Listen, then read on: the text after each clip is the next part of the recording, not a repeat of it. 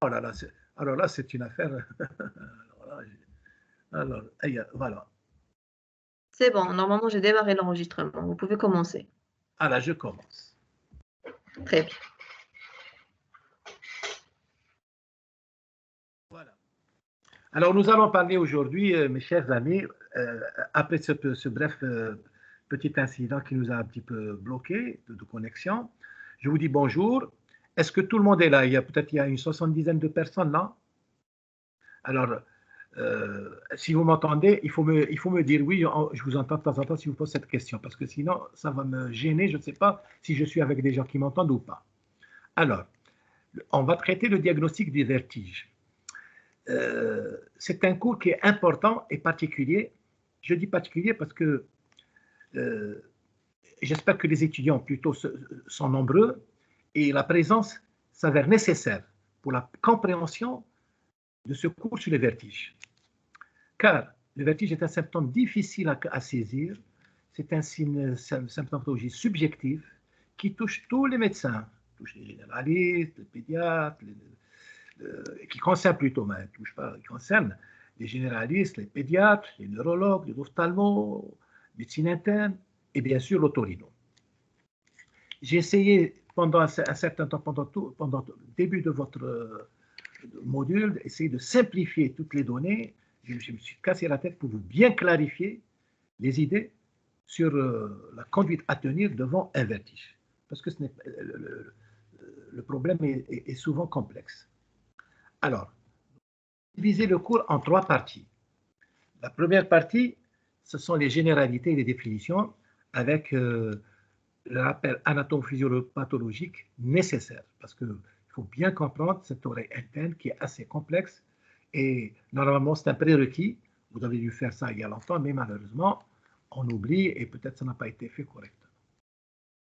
Puis, euh, euh, puis nous allons parler du diagnostic, le diagnostic positif et les examens complémentaires. Et le point 1 et 2, c'est-à-dire la généralité définition, c'est des rappels qui sont indispensables. À l'issue de cela, le médecin peut, à ce moment-là, après lecture de ce cours, le cours qu'on va faire, et après avoir relu ce cours et l'écouter, savoir prendre une attitude envers un vertige et pourra bien orienter son patient vertigineux. Le mot vertige vient du latin vertere, qui signifie tourner, ou plutôt voir tourner les choses. Donc, le patient doit avoir vu tourner, ou on reviendra sur cette définition. Alors, oui, bien sûr, quand on fait un examen clinique, nous allons traiter après le diagnostic étiologique, les causes. Et ce que je peux vous dire que les causes des vertiges, elles sont très nombreuses, très nombreuses. Mais nous allons peut-être essayer de résumer, vous donner les principales, les plus importantes. Alors, pour vous, vous devez reconnaître qu'est-ce qu'un vertige, ORL.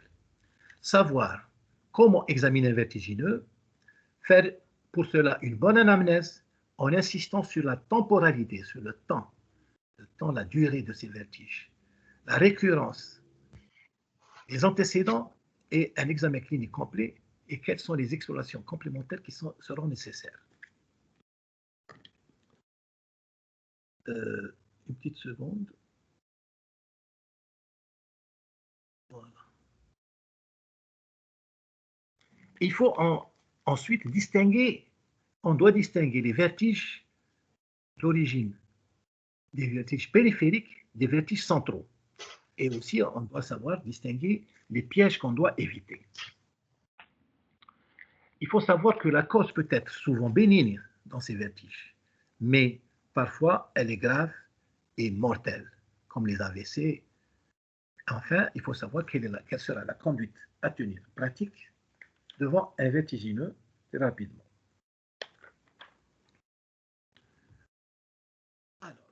Le vertige. Le vertige, voilà, il correspond donc à une illusion. Ce n'est pas quelque chose d'illusion, c'est illusion. De déplacement ou de mouvement dans l'un des trois plans de l'espace, à l'origine de sensations désagréables ou de simples sensations de déséquilibre.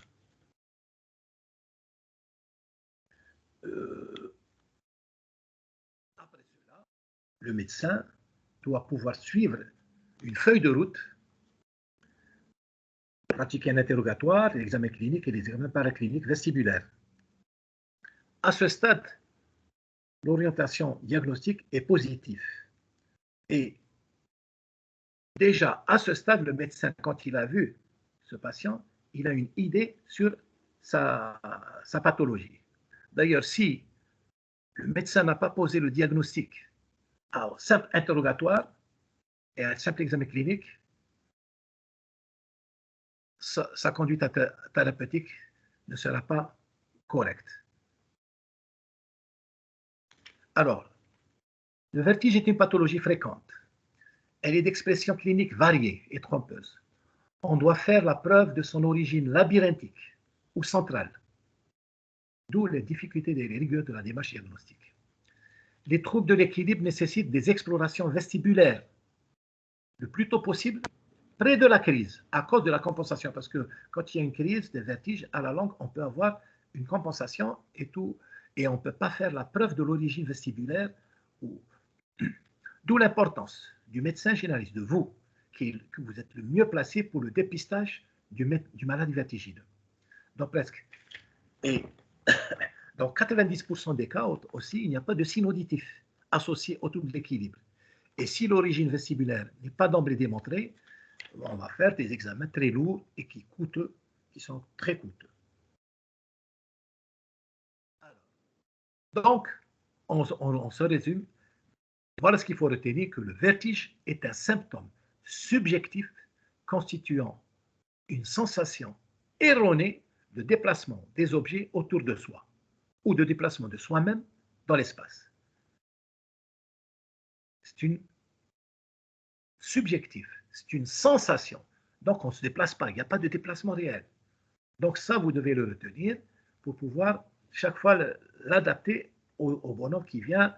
Et la plupart des gens qui viennent, c'est très difficile, donc il faut savoir mener. Alors, oui, vous m'entendez? Oui, c'est bon. Alors, il est nécessaire de vous faire un rappel anatomo-physiologique pour bien clarifier la compréhension des signes cliniques du vertige. Voilà, on rejoint l'image qu'on avait faite chaque fois je reviens avec cette image. Je ne sais pas si vous voyez défiler ma flèche. Est-ce que vous voyez défiler ma flèche, s'il vous plaît? Non, monsieur. C'est moi qui partage l'écran, donc on ne peut pas voir votre curseur. C'est pas possible, professeur Hajjal, de montrer votre flèche. Moi aussi, j'ai toujours eu ce problème. Bon, c'est dommage. Là, vous devez commenter, c'est tout. Vous avez la planche quand même de l'oreille. Il y a l'oreille externe, il y a l'oreille moyenne, et nous avons l'oreille interne. Et c'est dommage parce que là, j'avais mis un schéma. Alors voilà, l'oreille interne commence à partir de la fenêtre ovale et elle comporte l'organe de l'équilibre. C'est l'appareil vestibulaire. Nous avons ici les noms. Donc, vous avez à gauche, sur l'image, vous avez le labyrinthe osseux. Et ce que vous voyez à droite, en vert, il est dans le rocher et il loge dans ce labyrinthe osseux. C'est le labyrinthe membraneux. Ce labyrinthe membraneux, il comprend deux éléments. La partie antérieure, ce que vous voyez enroulé, c'est la cochlée. Ça ne nous intéresse pas pour aujourd'hui, nous. Et ce qui nous intéresse, qui est en continu, c'est le vestibule avec les canaux semi-circulaires. C'est ça, ce sont les éléments que vous devez savoir. Vous devez avoir en tête le vestibule, les canaux semi-circulaires, utricule et sacule. Ces éléments sont importants. Voilà, dans cette image, c'est dommage, j'ai mis les lettres et les trucs. Je voulais faire avec vous en interactif. Vous me dites, par exemple, le B, qu'est-ce que c'est? Le B, si vous voyez l'image, en B, qu'est-ce que c'est? Il y a le B, il y a 1, 2, 3, 4, 5 flèches. Il y a les canaux circulaires, semi-circulaires, verticales, horizontales et et postérieur, et il y a l'utricule et le sacule. Ça, ce sont les éléments sensoriels, neurosensoriels du vestibule, du labyrinthe. Alors, nous avons le nerf, les voies cochléaires, cochléo-vestibulaires. Alors, je ne sais pas si vous voyez, donc on voit l'image. Alors là, ça devient un peu plus complexe, il faut nous suivre. Les influx, pour vous expliquer très grossièrement, les influx vestibulaires naissent au niveau des cellules ciliées. Et les cellules ciliées, ils sont au niveau des ampoules et au niveau des saccules et vitricules. Alors, dans la crête ampulaire, on appelle les cellules ciliées sont dans la crête ampulaire qu'on a ici en image de l'ampoule des trois canaux sémisculaires. Au niveau des canaux sémisculaires, il y a des ampoules et là-bas, il y a les crêtes ampulaires qu'on voit ici. Et au niveau il y a les macules sensorielles au niveau de l'utricule et du sacule. Donc, pour les canaux sémisculaires, ce sont les crêtes ampulaires et pour les macules, pour l'utricule et le sacule, ce sont les macules. Alors, quand il y a changement, physiologiquement, quand on change les positions, on bouge la tête, etc., lors du mouvement de la tête du corps, alors, les déplacements rotatoires sont contrôlés par les crêtes ampulaires. Les déplacements rectilignes et verticaux pour la macule utriculaire et horizontaux pour la macule saculaire. Alors, et aussi la cupule. Pour la cupule, les cils sensoriels sont couverts d'une masse naturelle qu'on appelle cupule.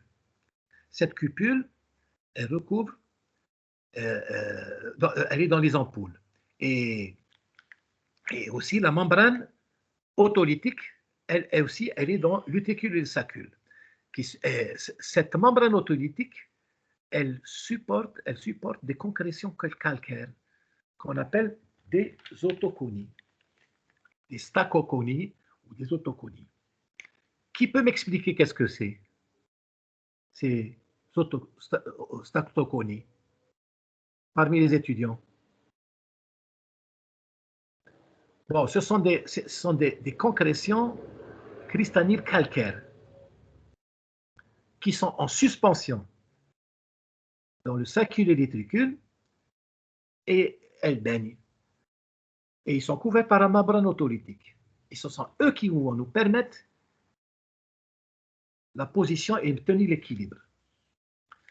D'ailleurs, ça s'explique dans le vertige paroxystique bénin. On appelle cupulolithiase. Ce sont ces statoconies et ces otolithes qui se déplacent, qui ne restent pas à leur place. Donc ça, vous devez le retenir pour comprendre la cause du vertige la plus fréquente, le VPPB, le vertige paroxystique bénin. Il y a le nerf, bon, ici, puisque je ne peux pas vous montrer, on voit le conduit auditif interne. Donc, au niveau du conduit auditif interne, le nerf va traverser l'espace pantocérébelleux et il va arriver au niveau de l'espace pantocérébelleux, au niveau du sillon bulbo-protubérantiel et rentrer au niveau du bulbe. Et là, nous avons trois voies à faire. Voilà, nous avons ici, nous avons le vestibule, le nerf, ça c'est le système vestibulaire périphérique. Quand il y a une atteinte de ce système, il y aura des problèmes de vertige. Nous avons le système central, c'est au niveau des connexions, des trois voies afférentes, c'est au niveau des noyaux vestibulaires, retenez bien les noyaux vestibulaires, les noyaux vestibulo-oculaires des yeux, et au niveau, les moteurs neurones de la moelle épinière, moelle spinale. Donc, il y a trois voies afférentes des noyaux vestibulaires. La voie vestibulo-corticale, qui va nous donner l'orientation spatiale et la perception du mouvement. La voie vestibulo-oculaire, avec les yeux, ça va stabiliser le regard. Et enfin, la voie vestibulo-spinale, qui va stabiliser la posture. D'ailleurs, la symptomologie, en finit, tout ça c'était très rébarbatif, mais c'était nécessaire que vous le compreniez pour que vous puissiez comprendre pourquoi il y a ces signes du syndrome vestibulaire, notamment le vertige, le nystagmus, on reviendra tout à l'heure, et l'ataxie vestibulaire, les troubles de locomotion, d'équilibre plutôt. Je reviens là, je vous montre un petit peu des images IRM, c'est des images personnelles que j'avais prises sur des malades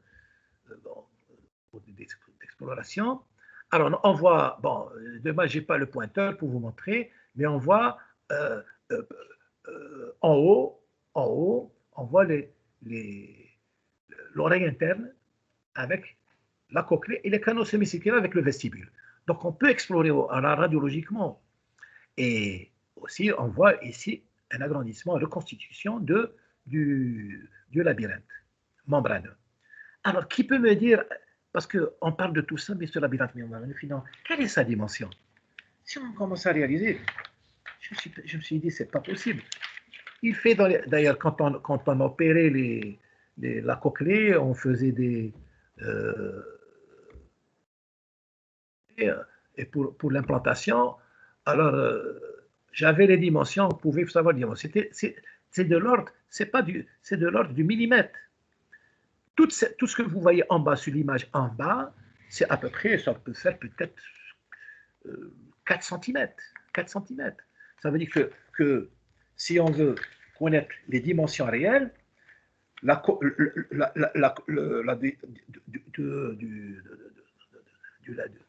labyrinthe, elle est à peu près de 4 à 5 cm. Un petit peu, si on prend le pouce, vous le coupez en deux, à peu près la moitié de votre pouce. C'est un grand pouce. Et puis, nous avons les canaux semi-circulaires, le vestibule qui contient l'utricule et le sacule, c'est l'équilibre. Il fait à peu près 7 mm de longueur. Vous voyez, c'est très petit, mais ça a une importance. Sa hauteur est à peu près dans les 5 mm. Les canaux semi-circulaires, ils font à peu près, ce que vous voyez là, ils font à peu près dans les, de 15 à 20 mm. Donc c'est très petit. La cochlée, elle aussi, elle fait à peu près dans la spire basale, elle fait 1 cm, 10 mm. Et si on déroule le canal cochléaire, parce qu'elle est en forme d'escargot enroulé, avec sur une hauteur de 7 mm, donc si on déroule cette cochlée, le canal cochléaire sera exactement de 3 cm. Et voilà. Donc c'est pour connaître l'importance, parce que tout ce qu'on fait, c'est tellement petit, c'est microscopique, et ça a une importance dans la vie de tous les jours. Mais l'équilibre est contrôlé par 3 systèmes sensoriels: la vision, la proprioception et le vestibule. L'œil intervient dans l'équilibre par la vision. Il va donner des informations sur l'orientation, les mouvements et l'oculomotricité. La proprioception contribue au maintien de l'équilibre par les propriocepteurs musculotendineux et articulaires de la sensibilité profonde. Enfin, le système vestibulaire, proprement dit, avec les canaux semi-circulaires, l'utricule et le sacule. Les canaux semi-circulaires renseignent sur le système nerveux et les mouvements rotatoires de la tête, avec les crêtes, grâce aux crêtes ampulaires, les cellules sensorielles. L'utricule et le sacule constituent le système autolytique. Ils informent sur les mouvements linéaires de la tête et apportent l'information de la pesanteur, des déplacements rectilignes et verticaux. Alors, pour les macules utriculaires et les mouvements horizontaux pour les macules saculaires. Donc, c'est résumé. Ça, il faudrait le relire à tête reposée pour vous mettre les idées claires dans sa tête. Parce que si on ne comprend pas cela, il est très difficile de pouvoir savoir un vertige, type vertige, etc., et le nystagmus, etc. Voilà. À retenir, il faut savoir, ce problème vestibulaire, le système vestibulaire est un système complexe avec plusieurs connexions entre le vestibule, le cervelet, le nerf auditif et les noyaux vestibulaires. Et les noyaux vestibulaires, ils sont importants parce que eux sont le chef d'orchestre qui peuvent mener l'équilibration. En conclusion, le vertige est un trouble de l'appréhension de l'espace. Il se manifeste en cas de lésion du labyrinthe postérieur. Parce que si on n'a pas tout ça, ce qu'on a vu, c'est normal. S'il n'y a pas de lésion, c'est normal. Mais quand il y a une lésion, ou au niveau du labyrinthe postérieur, donc ça veut dire au niveau du vestibule, ou bien au niveau des voies et des centres nerveux, alors au niveau du 8, au niveau de l'engroupement cérébelleux, au niveau des noyaux vestibulaires, tout ce schéma, ça survenant brusquement et asymétriquement, le système vestibulaire est une balance. Donc, s'il y a un trouble de l'appréhension de l'espace, il se manifeste s'il y a des lésions. Voilà, normalement, j'arrête ici 2 minutes pour voir si les étudiants posent des questions. Est-ce que vous pouvez, si vous voulez poser des questions sur cette partie, première partie? Vous m'entendez? On ne m'entend pas. Ah là, je vous entends, professeur Hajaleh. Oui, parce que là, j'étais pas au début, je l'ai dit, parce que je l'ai dit, je fais le cours sur 3 parties. Première partie, rappel. Deuxième partie, la clinique. Troisième partie, les causes. Alors, cette première partie, je veux savoir s'ils ont bien compris pour pouvoir continuer, parce que à partir de cette rappel anatomo-physiologie et physiopathologique, la clinique, elle est simple, elle est déductible. Les étudiants, si vous voulez poser des questions, c'est le moment.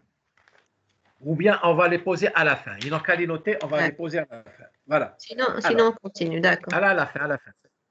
Deuxième partie. Avec les rappels, le diagnostic clinique sera facile. Alors, voilà. Généralement, comme tout examen clinique, l'anamnèse, l'examen clinique et les bilans paracliniques.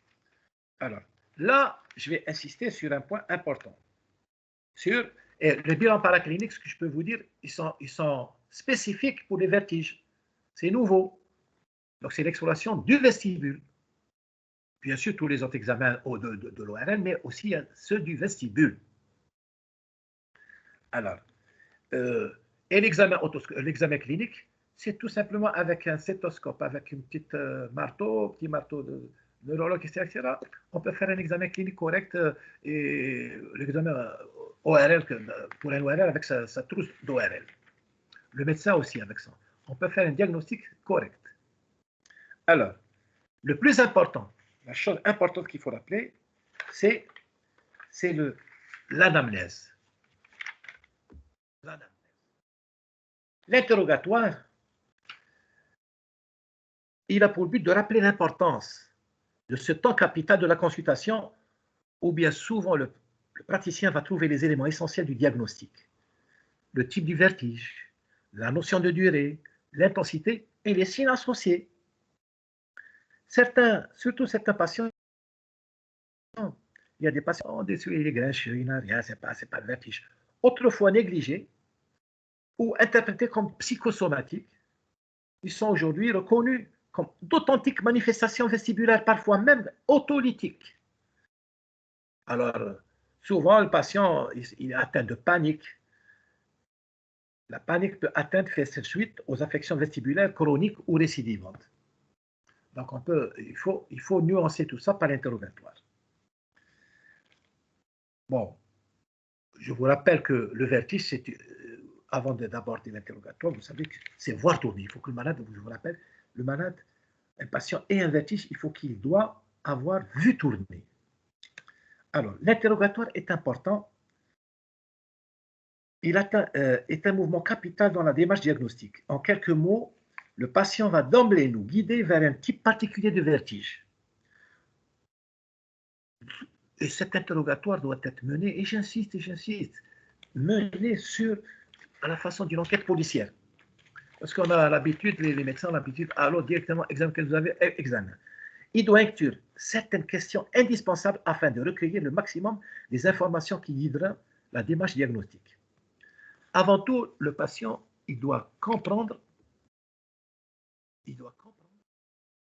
le patient. S'agit-il d'un vertige qui domine ou d'un déséquilibre qui domine? Donc, il doit nuancer. Ou bien, dans ce cas-là, la notion de perte d'équilibre est trompeuse. Et il faut distinguer de la notion du vertige, car un déséquilibre peut tout à fait être indépendant. Quelqu'un peut avoir un déséquilibre, une pathologie neurologique et une pathologie vertigineuse.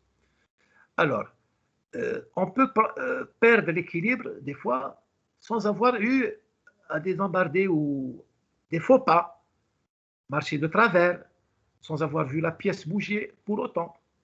Donc, on peut perdre un équilibre sans qu'il... Donc, il faut savoir, c'est pas le mal... Voilà, ça tourne, donc il faut faire attention.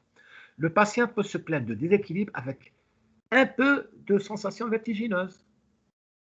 Alors, s'agit-il aussi d'un vertige ou instabilité par sensation vertigineuse. Parfois, ce patient appellera vertige ne sera en fait qu'une instabilité occasionnée par un malaise, un petit malaise, une céphalée, une fièvre ou une bradycardie. Et il faut demander au patient, racontez-moi ce qui vous arrive et exiger des réponses claires et nettes. Donc, après cela, vous devez savoir que l'interrogatoire, vous devez l'orienter sur 3 notions essentielles. La durée, le caractéristique et le profil évolutif de ce vertige, le mode d'installation et les circonstances déclenchantes et les signes d'accompagnement. Voilà ce que j'avais remis à l'interrogatoire. On rejoint donc le type de vertige. Vous voir les caractéristiques. On peut avoir un vertige rotatoire, un vrai vertige linéaire, une instabilité, une sensation d'ébriété, une sensation de déséquilibre postural, une sensation de tangage. On aura une tendance à la chute. Le mode d'installation, surtout là, le mode d'installation, il peut être brutal. Là, quand c'est brutal, on peut penser à une cause vasculaire.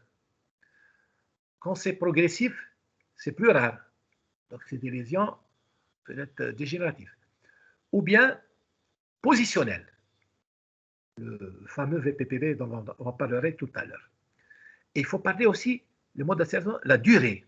C'est un élément important. Le vertige peut être bref, de quelques secondes. C'est important. Quand le mal vient, combien ça dure? Quelques secondes.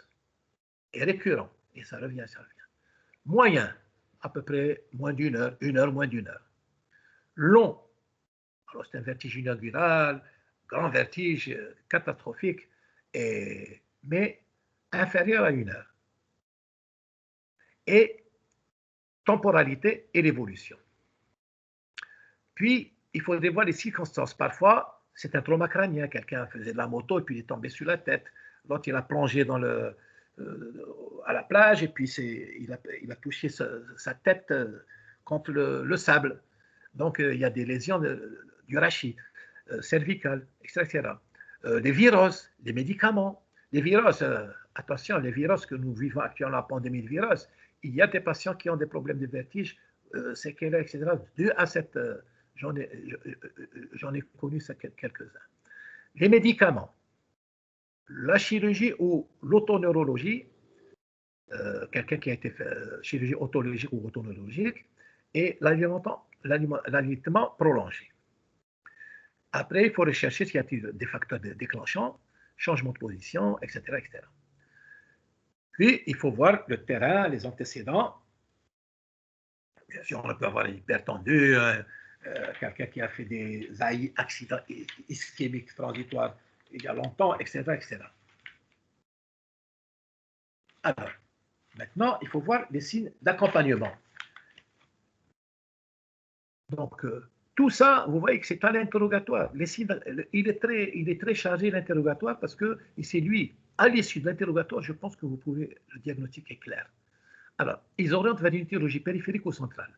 Alors, les signes otologiques, on peut avoir des signes otologiques. Une otorrhée d'une otite chronique compliquée, un écoulement de l'oreille. Des signes cochléaires, des signes d'atteinte de l'oreille interne, de la cochlée. Alors, notre acouphène, unie bilatérale, sensation d'oreille bouchée, ou bien une diminution de l'audition, surdité de transmission, surdité partante de perception, ou une hypoacousie, qui peut s'installer de façon unilatérale, bilatérale, ou des fois brutale. Alors, deuxièmement, voir les signes neurologiques. Les signes neurologiques les plus fréquents, c'est les céphalées. Beaucoup de gens, dans une consultation courante, viennent avec des céphalées. Et là, il faut vraiment être très prudent dans ces céphalées. Ça peut être tout simplement une histoire dentaire, une histoire grippale, une histoire de sinusite, mais ça peut être aussi, et s'il y a des vertiges avec ou des petits vertiges. Donc, on peut avoir des problèmes neurologiques importants. Un syndrome cérébelleux aussi. Et puis, il y a des signes végétatifs. Les signes végétatifs, ce sont les nausées, les vomissements, pâleur et une sueur. Pas dans tous les cas, mais ils sont en faveur de l'origine périphérique du vertige. Alors, donc, ça c'était l'anamnèse, avec donc, les caractères du vertige, le terrain, les antécédents et les signes d'accompagnement. Maintenant, on va passer à, une fois qu'on a fait ça, déjà on est orienté. On est orienté avec tous ces éléments. On a connu le type du vertige, sa durée, les signes d'accompagnement. Maintenant, on va faire, puisque nous sommes des otorhinos, il faut commencer par l'autoscopie. Essentiellement, parce que s'il y a une cause autologique évidente, on peut la voir très rapidement.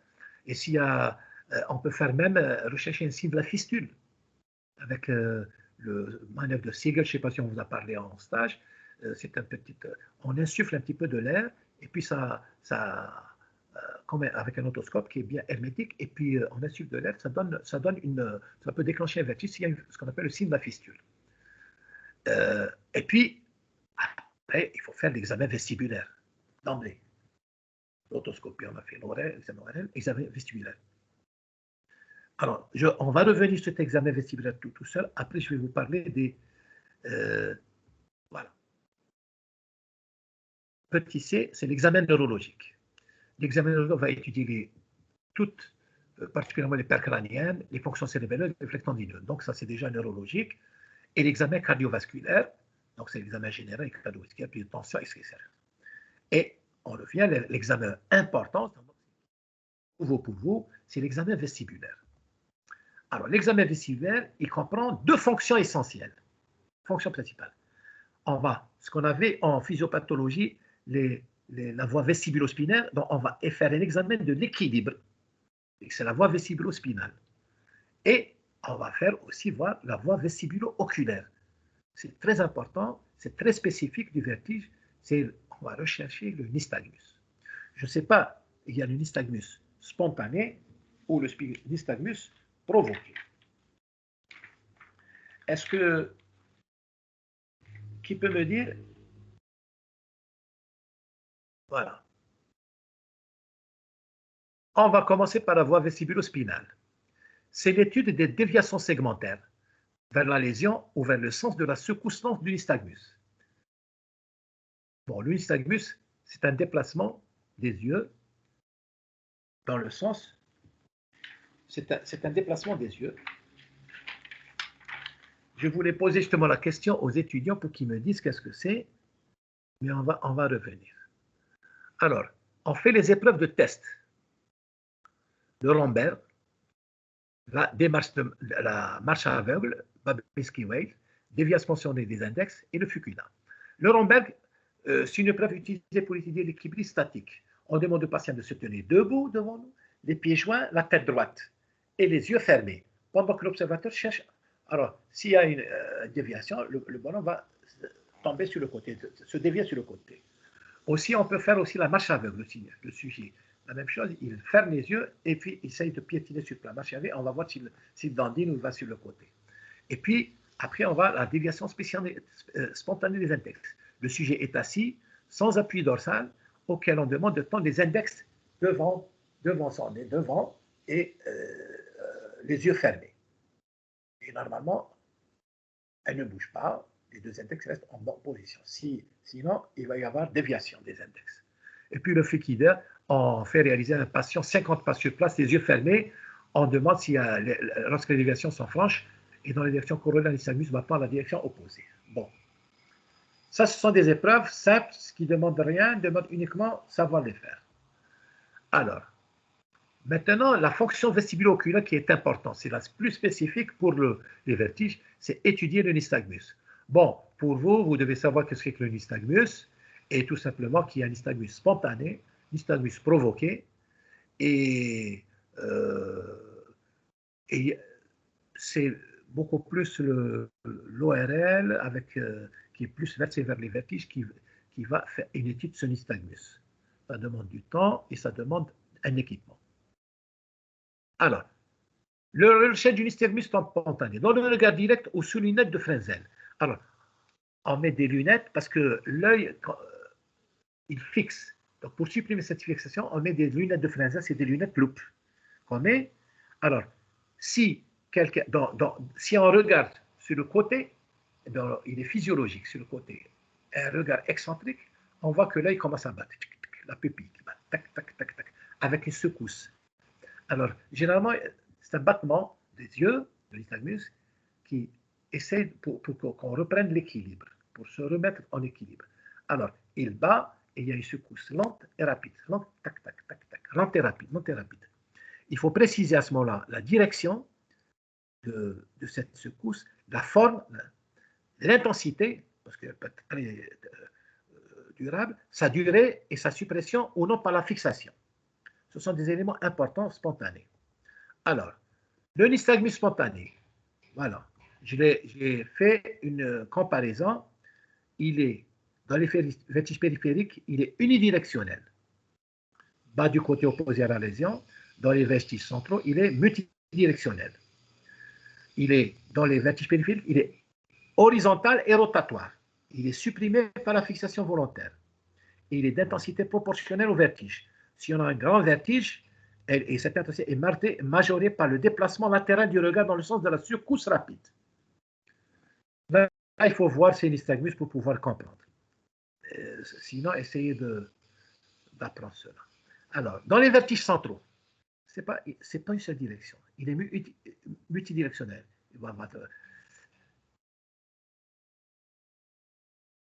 Il est pur. Augmenté par la fixation, il peut être vertical, il peut être rotatoire, il peut être horizontal, il peut être vraiment, mais il est pur. Mais augmenté par la fixation oculaire et volontaire. Et son intensité, elle dépend indépendante par rapport au vertige. Par exemple, si on a un vertige périphérique type Ménière, un grand vertige, là, on a un petit vertige, l'intensité petite, dans un vertige central. Ça dépend aussi de la cause centrale. Et sa forme pure a une valeur localisatrice. Par exemple, verticale supérieure, si on a un nystagmus vertical supérieur, c'est déjà, on a une idée sur que c'est une lésion du pédoncule. S'il est rotatoire, la lésion est probablement au niveau du bulbe. S'il est horizontal, la lésion est protubérantielle. Et s'il est vertical inférieur, la lésion se fait au niveau de la charnière occipito-vertébrale. Donc, cette pureté et sa direction a une valeur localisatrice. Très, très important pour les petits centraux. D'où les examens complémentaires vestibulaires, notamment l'étude du nystagmus, sont nécessaires, qui permettent d'avoir tout cela. La fonction vestibulo-oculaire étudie aussi le nystagmus provoqué. Alors, le nystagmus provoqué, un malade qui vient, il n'a pas de nystagmus, il n'a pas tout ça, on veut provoquer, voir, alors, premièrement, par la recherche du signe de la fistule. Quelqu'un qui a une otite chronique, donc on va voir, donc ça veut dire s'il a un vertige, etc. On fait un signe, on le provoque, on va provoquer. On fait aussi la manœuvre de diagnostic, qu'on appelle manœuvre de Dix et Alpic, qui va rechercher un nystagmus de position. Cette manœuvre, le malade est assis devant nous, on le bascule à l'horizontale, les yeux ouverts, en rotation cervicale modérée. Et on va voir qu'on va provoquer ce nystagmus. Alors là, donc c'est un nystagmus provoqué. Et enfin, un autre examen qu'on peut faire, c'est l'examen calorique. L'examen calorique, lui aussi, il est bien spécifique, qu'on faisait, maintenant qu'on fait, on injecte de l'eau. Bien sûr, il faut avoir examiné l'oreille, otoscopie, qu'il n'y ait pas de perforation. On injecte de l'eau à 30 degrés et après de l'eau à 44 degrés, à une certaine durée, avec lunettes Fresnel. Donc on provoque, et on provoque le nystagmus, on étudie ce nystagmus. C'est la vidéonystagmographie. Par vidéonystagmographie, on étudie ce nystagmus. Alors là, on va voir si le labyrinthe réagit ou ne réagit pas. Donc, en l'absence de réaction, cela signifie qu'il n'y a pas de réaction, il y a une hypo ou aréflexie, il n'y a pas de réflexe. Et c'est important pour les diagnostics. Voilà ce que vous devez connaître. Alors, le nystagmus. Tout à l'heure, je voulais poser la question aux étudiants pour qu'ils me disent qu'est-ce que c'est nystagmus. Bon, malheureusement, ils vont le savoir maintenant. Le nystagmus est un mouvement oculaire régulier de va-et-vient des yeux composé de moins d'une phase lente. Il peut être physiologique, induit par la rotation de la tête, témoignant le rôle de la stabilisation du réflexe vestibulo-oculaire. Il est pathologique quand il survient sans mouvement de la tête. voilà, quelqu'un a un nystagmus, il n'a pas de mouvement de la tête, donc ça veut dire qu'il y a quelque chose. Alors, on doit préciser son sens, sa direction, etc. etc. Voilà. L'examen neurologique, on en a parlé, l'examen cardiovasculaire, et maintenant, les examens complémentaires. Les examens complémentaires, qu'est-ce qu'il faut? Il faut faire un bilan, d'une part, de l'audition.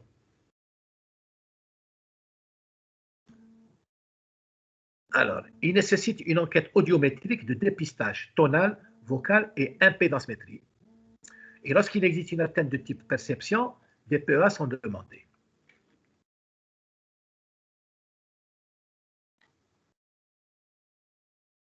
Alors, ça c'est déjà connu, donc l'exploration d'audition, on a fait dans toutes les surdité, dans les otites, en otologie, vous connaissez bien l'audition. Maintenant, c'est l'exploration du vestibule, chose que vous...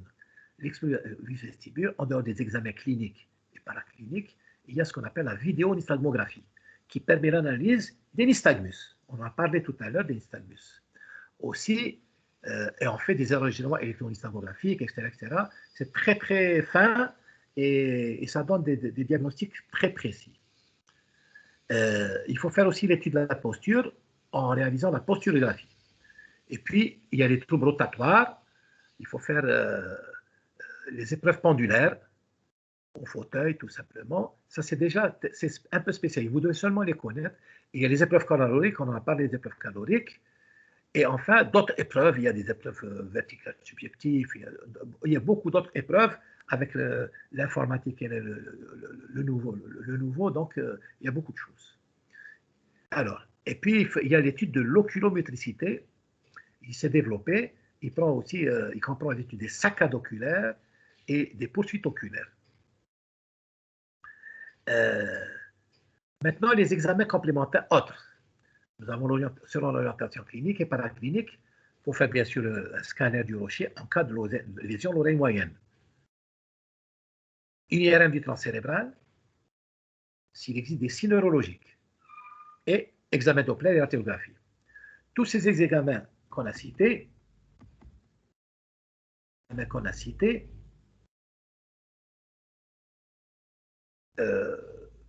font partie d'une démarche logique, d'une feuille de route, et on ne peut pas faire des examens comme ça d'emblée. Généralement, sur la simple anamnèse, on peut avoir un diagnostic. Et surtout, ce que vous devez savoir, vous, c'est éliminer l'urgence neurologique. Parce que si on peut recevoir une urgence, les urgences, un grand ménière, un VPP, vertipasso pénin, une labyrinthite, tout ça, on peut le recevoir, mais c'est pas la grande urgence. Mais la grande urgence qu'on peut recevoir, ce sont les urgences vasculaires. Vasculaires, c'est les dissections aortiques ou bien pas aortique, disons, de l'artère vertébrale basilaire, ou bien on peut avoir les accidents vasculaires cérébraux. Et là, il faut être très vigilant. On peut le recevoir parmi toute la pathologie des vertiges, un patient sur peut-être sur 100 peut-être vertiges. Il faut savoir d'emblée l'orienter sans pour autant retarder le diagnostic. Alors maintenant, nous allons passer, une fois qu'on a fait tout ça, il faut différencier, oui, ce qu'il faut différencier, une atteinte périphérique d'une atteinte centrale. Ça rejoint ce que je vous ai dit maintenant. En faveur d'une atteinte périphérique, il y a des signes cochléaires vestibulaires. Et on dit que le nystagmus, le sens de la secousse lente du nystagmus et la déviation posturale, elle se fait dans le sens de la secousse lente du nystagmus. Le syndrome est harmonieux, il y a une harmonie. Le nystagmus, il est le plus souvent horizonto-rotatoire. Il est aboli ou diminué par la fixation oculaire. Il ne change pas de sens, quelle que soit la position du regard. Tout ça, quand on a ça, on est sûr que c'est une atteinte périphérique. En faveur d'une atteinte centrale, il y a des signes neurologiques associés. le nystagmus, il est multidirectionnel pur, ou bien des fois vertical. On a vu tout à l'heure. Le nystagmus d'origine centrale est augmenté ou très peu modifié par la fixation auriculaire. Et il est indépendant de l'intensité du vertige. Donc, ce sont deux éléments différentiels et qui vont nous permettre de différencier les atteintes, des étiologies des atteintes périphériques des atteintes centrales. Le diagnostic différentiel, bien sûr, du vertige, il faut éliminer l'hypothymie. Le mot vertige soit employé par les patients pour désigner des symptômes ayant trait au déséquilibre. Alors, il est parfois difficile de différencier un vrai vertige d'un faux. Il faut toujours faire l'interrogatoire. Alors, il y a les hypothymies cardiaques qui sont secondaires à une hypotension orthostatique, l'hypoglycémie, l'hypercholestérolémie, les troubles hématologiques, l'intoxication au oxyde de carbone, il y a des vertiges psychogènes et les troubles de l'équilibre d'origine neurologique, atteints par atteinte de la sensibilité profonde, l'ataxie, et des atteintes extrapyramidales de Parkinson et des atteintes cérébelleuses. On va maintenant rapidement voir les étiologies, les causes. C'est simple. L'origine périphérique, il faut retenir. Il y a, d'ailleurs, dans les causes, il n'y a pas une seule cause, il y a peut-être 50 causes, peut-être 60 causes. Il y a tellement de syndromes et d'affections qu'il est difficile, il faut que c'est du ressort du spécialiste. Mais les choses qui sont courantes, les choses on retient. Dans l'origine périphérique, il y a le premier en tête, c'est le plus fréquent dans 90% des cas, on a des VPPB, le vertige paroxystique positionnel bénin. C'est la cause la plus fréquente, apparaît lors d'une position déterminée, en général couché, le matin au changement de position. Ces vertiges durent de quelques secondes à quelques minutes. Voilà, la durée, on a parlé de la durée. C'est important de connaître la durée. Vous interrogez. Le malade lui dit, j'étais couché, je me lève, voilà. Et puis, combien ça a duré? 1 seconde, 2 secondes, 10 secondes. Et il s'épuise. Il s'agit d'une atteinte. Ah, qu'est-ce que c'est une atteinte? Il y a les otolithes qui vont se libérer. Elles ne restent pas au niveau des saccules ou du tricule. Elles vont se bouger. Ils étaient recouverts par la membrane otolytique, donc ils bougent. Donc là, on ne sait pas pour quelle cause. Et le diagnostic, il est confirmé par la mise en évidence d'un nystagmus par ce qu'on appelle la fameuse clinique diagnostic de Dix et Alpic. On a un nystagmus positionnel rotatoire. Alors, on fait basculer le malade tête vers le bas, tourner, en faisant un mouvement brusque, et on constate que le malade dit « Ah, j'ai un vertige. Le même vertige, on va le voir avec les lunettes. Le pronostic est bénin et les crises, le traitement plutôt, il repose sur les antivertigineux si le vertige est trop violent. Mais généralement, il n'y a pas un grand traitement. Le traitement vraiment physiopathologique, c'est la manœuvre de kinésithérapie, c'est la manœuvre de Seulement. On essaye de remettre, selon les positions, certaines positions, le malade on les fait coucher, à droite, puis à gauche, on la tête en rotation, etc. Il faut voir ça, parce que là, on ne peut pas. Et ça, pour bouger ces otolithes et les remettre à leur place. Le pronostic, il est bénin et les crises disparaissent de toute façon spontanément après une période variable. Une autre cause de vertige périphérique, c'est la maladie de Ménière. La maladie de Ménière associe la triade symptomatique surdité, vertige et bourdonnement. C'est une question qui est connue, qui évolue par crise, et le nystagmus il bat du côté sain ou atteint.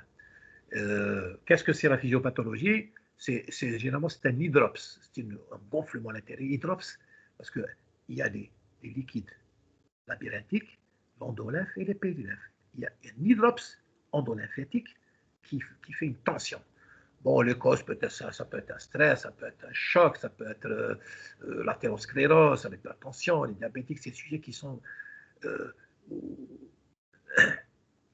Alors, c'est une question qu'il faudrait peut-être, qui doit être reprise, peut-être vous avez fait en neurologie ou bien de Ménière. Vous devez savoir que le Ménière est une affection qui n'est pas très courante, mais ils nous viennent rarement en pleine crise comme ça. Il vient surtout des ménières vieillies qui ont des problèmes de surdité, des vertiges qui récurrents qui reviennent, etc. La ménière est beaucoup plus de l'affaire du spécialiste. Il y a la névrite. La névrite vestibulaire, les névrites vestibulaires, elles sont généralement d'origine virale. Les oreillons, le zona, etc.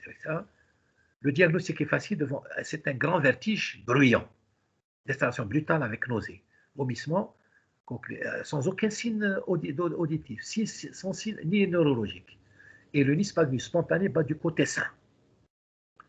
Bon, la névrite, donc il faut traiter la cause. On a les labyrinthites infectieuses sur otite aiguë, sur otite chronique, et en poussée d'échauffement. On a aussi les traumatismes du rocher, fracture du rocher qui peut donner, ça s'explique parce qu'il y a une atteinte, cette fracture peut passer par le labyrinthe. Et on a enfin le neurinome de l'acoustique, le neurinome du nerf 8, qui est fréquent et qui se manifeste par des vertiges minimes. C'est une question qu'il faut connaître, disons, à faire à part du spécialiste, mais vous devez savoir ces causes. Mais les plus fréquentes, vertige paroxysme bénin, ménière, névrite, labyrinthite. Et bien sûr, le neurinome après. Quant à l'origine centrale, là, on va avoir, attention à l'origine centrale, le syndrome Wallenberg. C'est un grand vertige aigu, avec des signes neurologiques. Donc, c'est l'affaire du spécialiste, du neurologue. Donc, si un malade vient avec des signes neurologiques, avec des vertiges, donc il faut en urgence qu'il soit repris. Et bien sûr, là, après l'examen ORL rapide, etc., c'est l'orientation et surtout c'est l'IRM. Et il y a la sclérose en plaques. Un grand vertige aigu peut inhiber ou accompagner une poussée de sclérose en plaques. Quelle sera votre conduite à tenir? Bien sûr, il y a d'autres causes. Il y a les causes, par exemple, l'atteinte vertébro-basilaire. Il y a beaucoup d'autres causes, mais les plus fréquentes, j'ai essayé de vous les placer ici. Qu'est-ce qu'il faut faire devant un vertige? Bien sûr, un traitement symptomatique, unicourant, c'est le seul traitement connu, Tanganil avec bêta-7, tous les médecins connaissent tout ça, et presque à tort et à travers. On peut traiter la crise. Quand il y a une crise, on assiste, on a la chance d'assister à la crise. C'est mettre un repos, calmant, éviter le bruit, la lumière, etc. Donner des sédatifs et donner des antivertigineux. Le traitement curatif, il dépendra de la cause. Et s'il y a une cause centrale, il faut faire un bilan dans un centre spécialisé, bien sûr. Bien sûr, après, il y a les séquelles, traitement des séquelles, des vertiges, des troubles d'équilibre. C'est des troubles d'équilibre qui sont autre chose. Alors, les 3 points clés les plus importants à retenir. En cas de suspicion de vertige vestibulaire, il faut exclure les autres causes de vertige, comme la syncope, le déséquilibre, l'origine psychogène. Une origine centrale du vertige vestibulaire doit être exclue par l'anamnèse et le statut, car elle demande une consultation urgente chez le spécialiste ORL ou neurologue, voire une hospitalisation. Et le vertige position n'est pas aussi bénin, peut être traité simplement par des manœuvres simples. Alors, quelques points forts à saisir.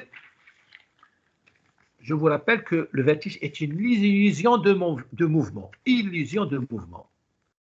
C'est une manifestation caractéristique de l'appareil vestibulaire. Le vestibulaire qui est constitué par quoi? Par les canaux semi-circulaires, les macules autolytiques et leur connexion avec les centres. Donc, le rappel qu'on a fait. Les causes les plus fréquentes, nous avons qui correspondent à des excitations anormales générées au sein de l'oreille interne. Il y a une excitation de l'oreille interne, comme le canalolithiase, le VPPB, et la maladie de Ménière, l'hydrops. Plus rarement, le vertige est lié à une destruction partielle de l'appareil vestibulaire en cas d'infection vasculaire, infectieuse ou traumatique. Et les connexions avec les noyaux vestibulaires et les noyaux oculomoteurs, d'une part, et les motoneurones médullaires, d'autre part, expliquent qu'en cas de lésion vestibulaire unilatérale apparaît un nystagmus et une hypotonie homolatérale à la lésion. Et le vertige en est le symptôme, manifestation cardinale du syndrome vestibulaire. Vertige, syndrome vestibulaire. Donc il faut rattacher au vestibule. Et le prouver, bien sûr. En cas de lésion unilatérale irréversible, il y a une lésion, détruit un labyrinthe, il est labyrinthe, les symptômes vestibulaires disparaissent, ils vont commencer à disparaître, parce que et il va y avoir le mécanisme de compensation centrale. Les cerveaux vont compenser. Alors, et les points forts qu'il faudrait retenir aussi, la crise vertigineuse est un instant privilégié où l'on peut recueillir des signes vestibulaires, comme le nystagmus, et si on a la chance d'avoir assisté, ou des signes neurologiques qui peuvent être en faveur d'un accident ischémique transitoire et qui disparaissent par la suite. On peut avoir une petite accident minime, mais après, au bout d'une semaine après, il peut y avoir d'autres dégâts plus importants et des dégâts. Donc, si on a assisté, le vertige est un signe qui doit vous faire pousser. Et bien sûr, si vous êtes sûr que c'est un vertige, dans votre interrogatoire. Et le diagnostic donc reposera sur l'interrogatoire et revient l'interrogatoire et l'interrogatoire pour déterminer le type de vertige et son aspect évolutif. Bien sûr, nous, en tant qu'otorino, il y a l'autoscopie, l'audiométrie, sont indispensables pour le diagnostic et théorie des vertiges. Quant enfin le diagnostic de VPPB, il est clinique par la manœuvre diagnostique de Dix et Alpic. La maladie de Ménière n'est pas caractérisée par son vertige, mais par l'association des symptômes et auditifs. Et sixièmement, le vertige peut être le premier symptôme d'une affection de la fosse postérieure. Attention là. Et enfin, dans de nombreux cas, le vertige, la cause peut être inconnue. Et maintenant, en conclusion, l'appareil d'équilibration qui est superposé ne peut être compris et sa pathologie interprétée que si le praticien a intégré en sa mémoire un schéma anatomo-physiologique simple. Donc, je vous demande, ce rappel que je fais, cette première partie rappel anatomique, vous la revoyez tout doucement, pour mieux la comprendre et mettre dans vos idées les canaux semi-circulaires, l'utricule, le sacule, les éléments sensoriels, et voyez le trajet nerveux, où est-ce qu'il va, conduit auditif interne, espace mentocérébelleux, le bulbe, connexion les noyaux. Donc vous comprenez tout ça, et les signes vous les déduisez tout simplement. Certains diagnostics sont évidents dès la clinique. Ils sont faits à la première consultation. C'est le cas pour le ménien ou pour la cupulolithiase. D'autres, par contre, nécessitent des données des examens vestibulaires instrumentaux. VNG, etc., très lourd, qui prennent beaucoup de temps. Et le praticien, mettez-vous dans la tête, qui dispose en réalité de deux clés pour aboutir au diagnostic. La première est fournie par les résultats de son examen clinique, s'il est bien conduit. L'autre, par l'examen vestibulaire. Ceux-ci doivent être réalisés le plus tôt possible après l'apparition des troubles de l'équilibre. Et il est nécessaire de les répéter. Les autres examens complémentaires ne sont indiqués que pour compléter cette démarche clinique. Merci de votre attention.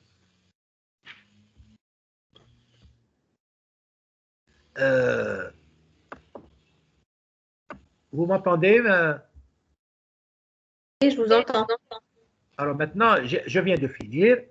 Maintenant, il faut que les étudiants posent des questions, ou bien, je ne sais pas s'ils ont compris, s'il y a des choses qu'ils n'ont pas compris, ils n'ont qu'à me le dire.